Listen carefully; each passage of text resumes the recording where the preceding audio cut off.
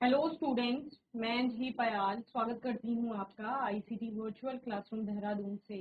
कैसे हैं आप सब लोग? उम्मीद करती हूँ आप सब लोग अच्छे होंगे और अपनी लाइफ में बहुत बेहतर कुछ कर रहे होंगे। आज हम बात कर रहे हैं क्लास 10th के साइंस की, और जैसे कि आप लोग जानते हैं चैप्टर 1 आपका यहाँ पर चल रहा है, उसी पर हम लोग बात कर रहे थे। तो फर्स्ट चैप्टर में आपका पूरे चैप्टर के टॉपिक्स आप लोगों ने पढ़ लिए थे।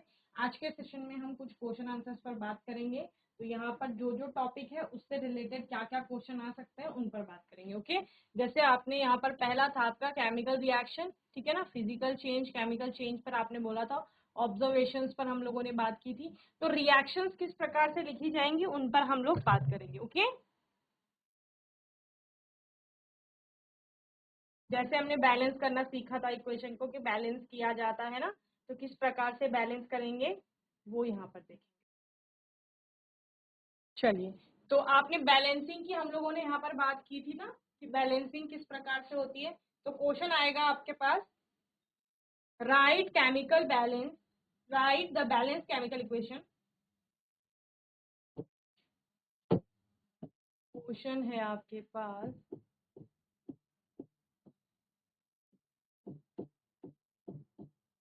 राइट द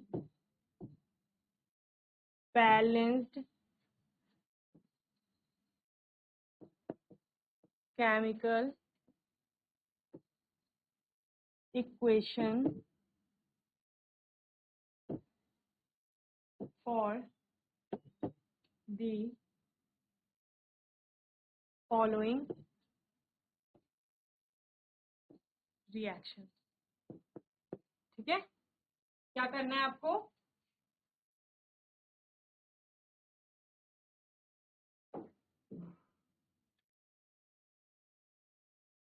आपको समीकरणें लिखनी है। और किसके लिए समीकरण लिखनी है? जो यहाँ पर आपको रासायनिक अभिक्रिया दी गई है उसके लिए आपको समीकरण लिखनी है। ठीक है ना। तो प्रश्न क्या कह रहा है? प्रश्न कह रहा है आपका,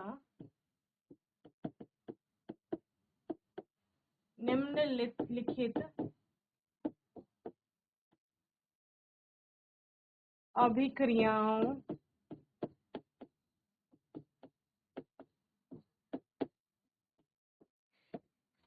के लिए संतुलित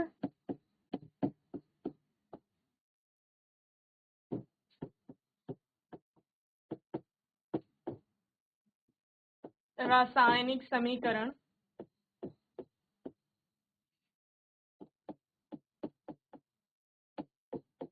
लिखिए। ठीक है ना। चलिए, फर्स्ट है आपका magnesium ribbon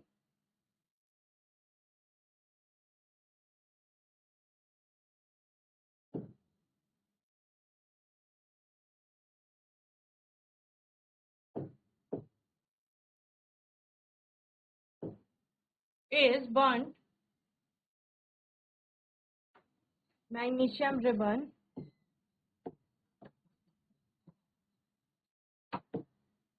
is burnt in the atmosphere of nitrogen, in an atmosphere of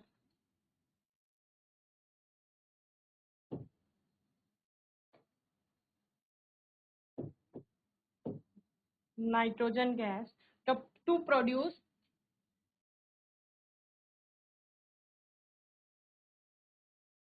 or to form to form solid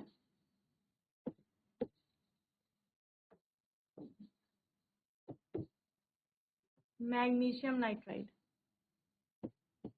ठीक है, लिखिए।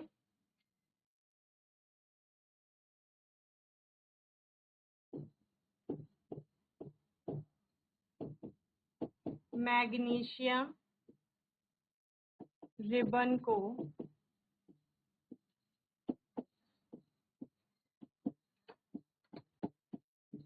नाइट्रोजन की उपस्थिति में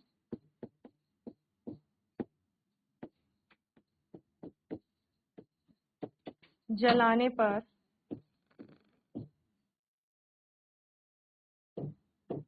ठोस मैग्नीशियम नाइट्राइड बनता है। ठीक है, चलिए अब आपको क्या करना है, जो जो यहाँ पर आपको पदार्थ बताए गए हैं, चाहे वो तत्व है यौगिक है, उनके लिए आपको सिंबल लिखना होता है। समीकरण में हम लोग यही करते हैं, सिंबल का यूज करते हैं। देन आपको क्या करना है, सिंबल से आपको जो यौगिक है उनके लिए केमिकल फॉर्मूले लिखना है। केमिकल फॉर्मूले लिखेंगे, देन आप केमिकल फॉर्मूले को क्या देखोगे फिर कि दोनों साइड उन केमिकल फॉर्मूले में जितने भी एलिमेंट्स हैं या एटम्स हैं, उनके नंबर ऑफ एटम्स जो भी वहां पर है वो बैलेंस्ड हैं या नहीं है। अगर वो बैलेंस नहीं है तो हमें क्या करना है, हमें बैलेंस्ड इक्वेशन लिखनी है, यानी संतुलित करके फिर आपकी समीकरण को यहाँ पर लिखना है। Okay,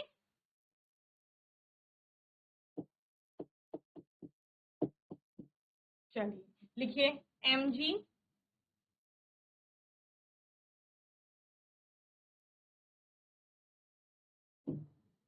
Mg plus N2 gives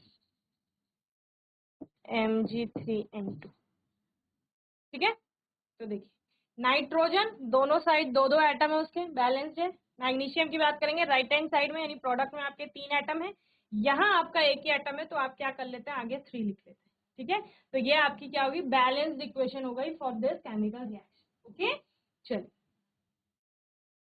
अगर इस प्रकार से कोई भी आता है तो आप वो कर ले जाएंगे। ठीक है ना, जैसे ये रिबन की बात की तो ये सॉलिड होगा। नाइट्रोजन एटमॉस्फेयर की बात की कि उसके एटमॉस्फेयर में क्या है आपकी नाइट्रोजन, यहाँ पर गैस है, तो गैसियस स्टेट में तो जी लिखेंगे आगे। ठीक है, और मिल क्या रहा है आपको, सॉलिड मैग्नीशियम नाइट्राइड मिला है, तो यानी ये सॉलिड स्टेट में होगा, तो इसके आगे क्या लिख लेंगे, एस लिख लेंगे। ठीक है, तो ये अब आपकी पूरी बैलेंस्ड इक्वेशन क्लियर है। चलिए नोट करिए।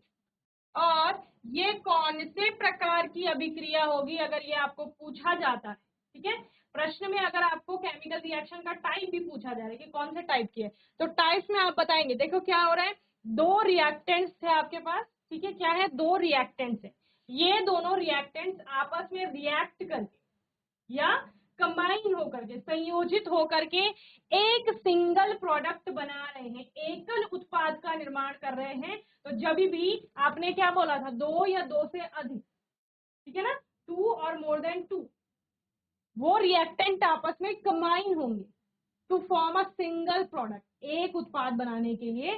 तो ऐसी अभिक्रिया को, ऐसी रिएक्शन को आपका क्या कहा जाता है, कॉम्बिनेशन रिएक्शन कहा जाएगा। ठीक है ना, यानी संयोजन अभिक्रिया। ठीक है, तो अभिक्रिया का टाइप अगर प्रश्न में पूछा जाएगा तो आप बता देंगे कि कौन सी अभिक्रिया आपकी संयोजन अभिक्रिया। तो अगर ऐसी कोई और एक और हम लोग यहाँ पर रिएक्शन लिख लेते हैं,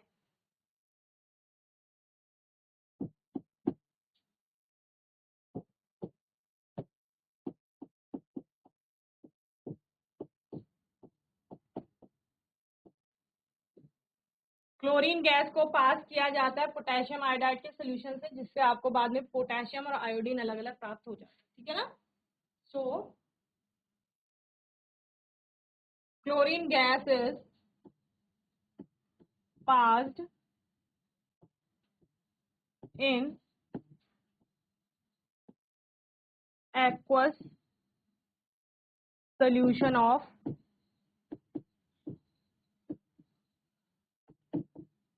potassium आयोडाइड। ठीक है, टू फॉर्म पोटेशियम क्लोराइड बनेगा। ठीक है ना, मैंने पोटेशियम और आयोडीन पहले बोला, पोटेशियम क्लोराइड बनेगा to form potassium chloride and iodine.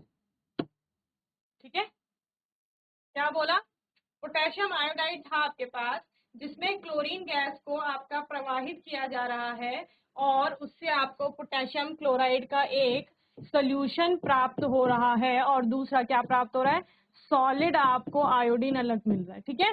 तो देखिए क्या क्या चीज, पहले आप लिख लीजिए जो लोग हिंदी में पढ़ते हैं। पोटेशियम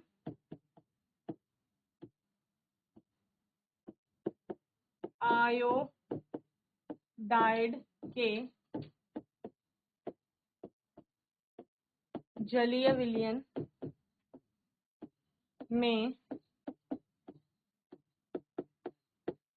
क्लोरीन गैस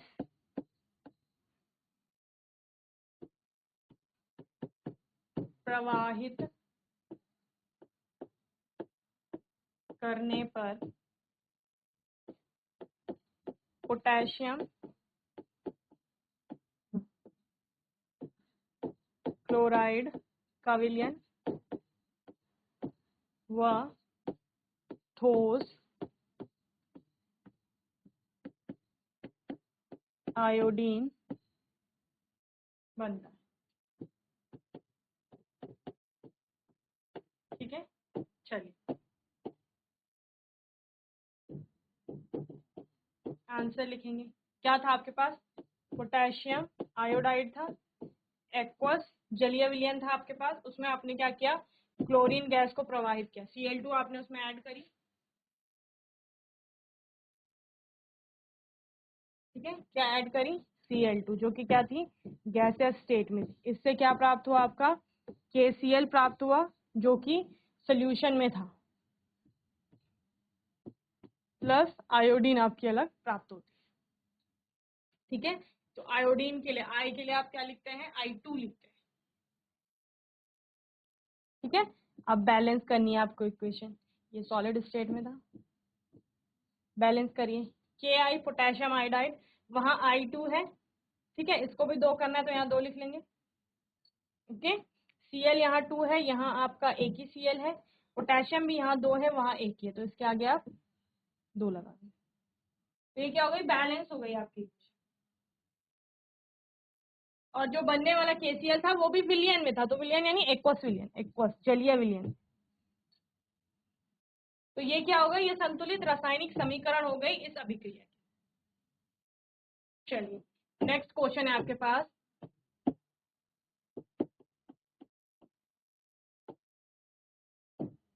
प्रश्न, आपको इक्वेशन दी जाएगी, ठीक है, और आपको आइडेंटिफाई करना होगा कि कौन सी केमिकल रिएक्शन ये है, ठीक है ना। तो आइडेंटिफाई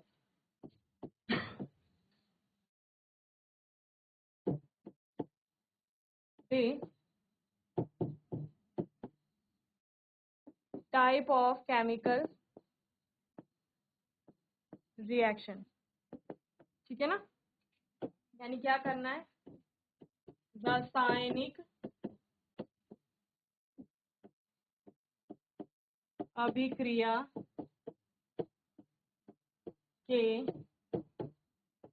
प्रकार को पहचाने, ठीक है, उसकी पहचान आपको करनी है।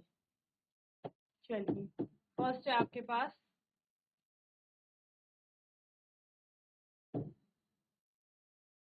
Mg plus Cl2 gives MgCl, ठीक है ना। सेकेंड है, साथ साथ बैलेंस भी करते रहेंगे आप लोग, ठीक है ना। HgO plus heat gives Hg plus O2, ठीक है।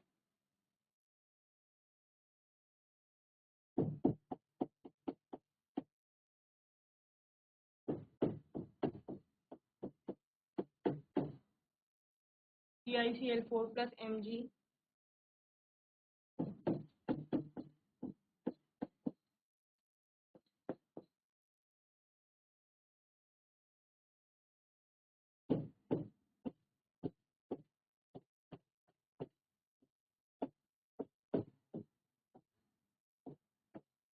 H2O2 plus UV, यानी यूवी लाइट के प्रेजेंस में हो रहा है।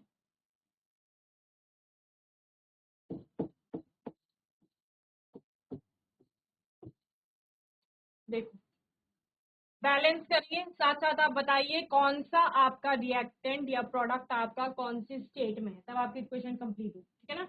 इसके साथ साथ आपको क्या बताना है, जो प्रश्न में पूछा गया है, identify the type of chemical reaction, ठीक है ना, कौन से टाइप की ये केमिकल रिएक्शन है। देखो फर्स्ट वाला देखिए, मैग्नीशियम और क्लोरीन आपस में जुड़ रहे हैं, ठीक है ना, और क्या बना रहे हैं, मैग्नीशियम क्लोराइड बना रहे हैं। तो ये कौन से टाइप की आपकी रिएक्शन होगी यहाँ पर, कॉम्बिनेशन,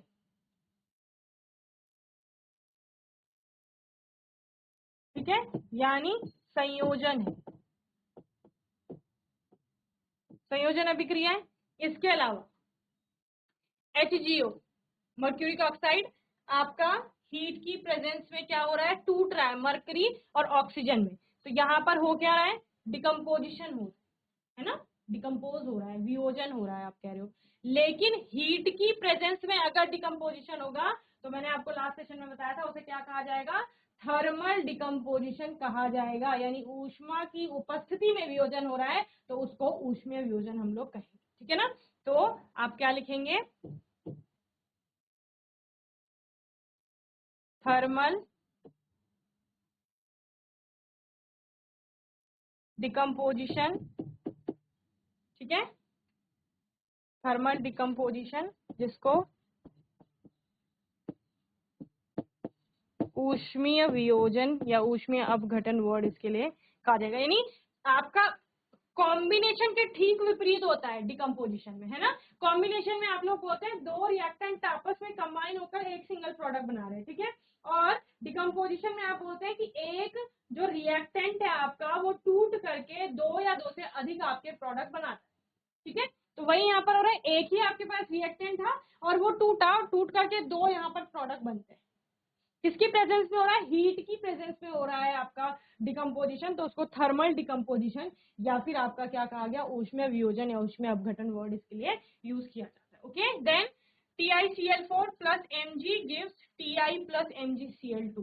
तो यहाँ पर हो क्या रहा है, बेसिकली ये जो है इसको क्या कर रहा है, विस्थापित कर रहा है। तो ये किसमें आता है, आपका विस्थापन अभिक्रिया के अंतर्गत है ना। मैग्नीशियम को क्या कर रहा है, Ti को यानी टाइटेनियम को यहाँ से हटा रहा है और उसकी जगह स्वयं आ रहा है, तो ये विस्थापन अभिक्रिया होगा। इसके अलावा यहाँ पर रिडक्शन और ऑक्सीडेशन एक साथ चलता है, तो उसको रेडॉक्स के अंतर्गत भी आप लोग पढ़ते हैं, यानी डिस्प्लेसमेंट, ठीक है, या सिंगल डिस्प्लेसमेंट, ठीक है, यानी विस्थापन और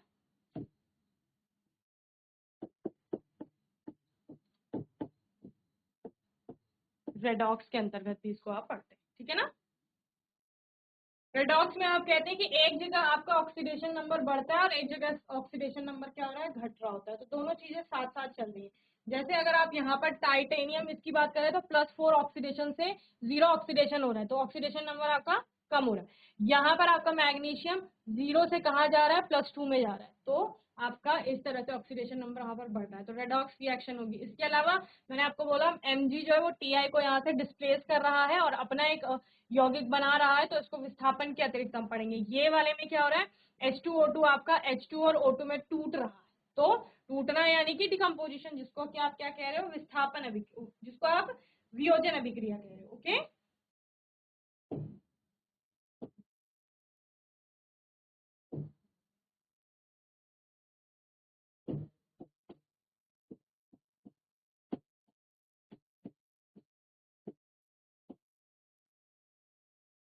चल नोट करेंगे जल्दी से, और आपको अभी बैलेंस भी करनी है इक्वेशन, जल्दी से बैलेंस करिए। चलिए,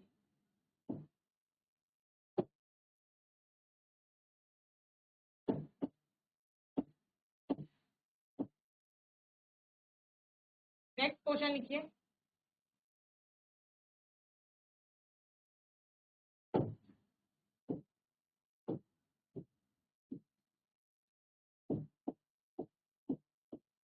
When zinc granules are treated with a are treated with a dilute solution of H2SO4 HCl NaOH and NaCl। ठीक है, जब जिंक या दानेदार जिंक जो होते हैं, जिंक के दाने जिनको आप कह सकते हो, वो आपका H2SO4 HCl NaCl NaOH के डाइल्यूट सोल्यूशन के साथ रिएक्ट करते हैं, तो आपको उसके लिए right the chemical equation if a reaction occur. ठीक है ना, right a chemical equation if reaction occurs। है ना,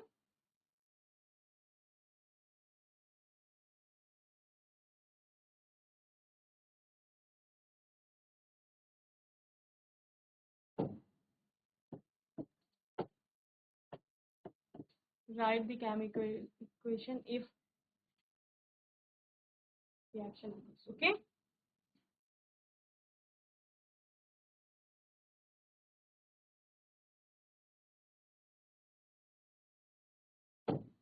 देखिए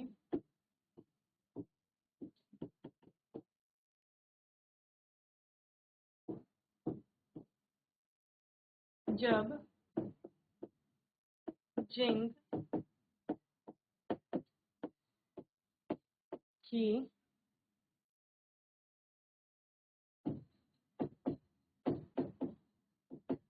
अभिक्रिया तनु H2SO4 HCl NaOH वो NaCl के विलयन से कराते हैं। ठीक है ना, समीकरण लिखिए अभिक्रिया के लिए। ठीक है, यदि आपका अभिक्रिया हो रही तो पहला लिखते हैं Zn with H2SO4। जिंक को ट्रीट किया जाता है आपका डाइल्यूट H2SO4 से, तब क्या हो रहा है,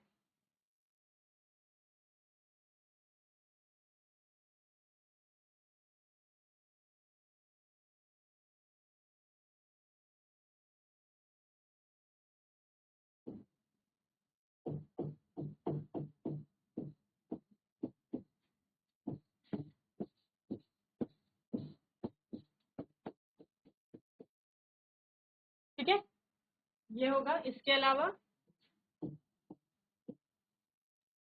जिंक विद HCl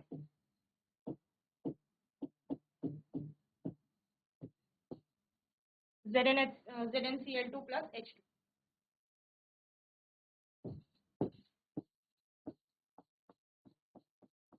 बैलेंस करते रहेंगे साथ। ठीक है ना, और बाकी क्या है आपके NaOH और NaCl, इन दोनों के साथ आपको स्वयं से बताना है कि क्या अभिक्रिया होगी। समझ रहे हैं, होमवर्क में करना है क्या क्या, NaCl और NaOH के साथ, ये होमवर्क में इन दोनों को भी बैलेंस कर लेंगे। ओके, तो हम लोगों ने आज के सेशन में क्या किया, देखो चैप्टर को हम पढ़ चुके थे अच्छे से, उसको रिवाइज कर चुके हैं। अब क्वेश्चन किस किस प्रकार के आ सकते हैं उस पर हम लोग बात करेंगे, एग्जाम में क्या क्या पूछ सकता है आपको। ठीक है ना, तो जिस भी प्रकार से प्रश्न आएगा आप उसी तरह से उसका आंसर करेंगे, क्योंकि एक ही टॉपिक से कई प्रकार के प्रश्न पूछे जा सकते हैं। ठीक है ना, देखो हमने सिंपली कॉम्बिनेशन को पढ़ा था, लेकिन अभी तक डायरेक्ट क्वेश्चन नहीं आया कि कॉम्बिनेशन किसे कहते हैं। उसने अभिक्रिया दे दी और अभिक्रिया के लिए समीकरण दे दी जैसे, और समीकरण को देख करके आपको बताना है कि ये कौन से प्रकार की अभिक्रिया है। तो वो कॉन्सेप्ट क्लियर होना चाहिए, जिससे कि आप अलग अलग प्रकार के प्रश्नों को भी आसानी से सॉल्व कर लेंगे। ओके, तो यहाँ तक आज के सेशन में जितने क्वेश्चन करें उनकी प्रैक्टिस कर लेंगे। होमवर्क में जो ये दो मैंने आपको दिए हैं, इनके लिए आपको अभिक्रिया होगी तो उसके लिए समीकरण लिखना है और उसको बैलेंस भी करना है। ठीक है ना। तो बैलेंसिंग का आज वाला जो पार्ट है वो आपको अच्छे से समझ में आया होगा। बाकी आपका कोई डाउट होगा, क्वेश्चन होगा, तो आने वाले सेशन में आप लोग पूछ लेंगे। अपने आने वाले सेशन में कुछ और नए प्रश्नों पर हम लोग बात करेंगे। और तब तक के लिए आईसीटी वर्चुअल क्लासरूम से जुड़ने के लिए धन्यवाद।